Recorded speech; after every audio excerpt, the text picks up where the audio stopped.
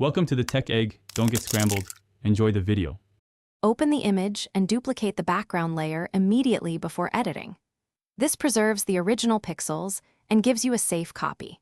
Set image resolution to 300 dpi and check canvas size in pixels to match output requirements. Zoom to 100% for accurate work and enable View Show Grid if needed.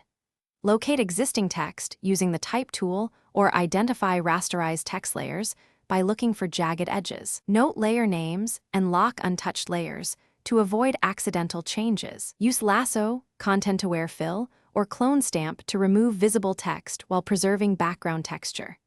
Make a careful selection around letters and expand by 2 to 5 pixels for smoother blending.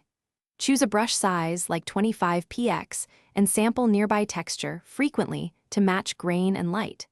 Use content-aware fill settings with color adaptation on and a sampling area option set to auto. Work in small areas and use content-aware fill with 10 to 20 samples for consistent results.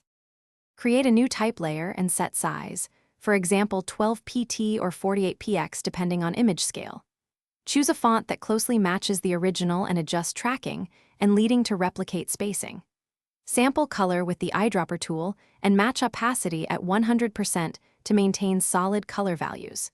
Use warp text and layer styles like bevel, drop shadow, or inner shadow to match original perspective and depth. Finally, rasterize a copy and nudge pixels to perfect alignment before exporting. Thanks for watching. Consider subscribing if I helped unscramble your problems.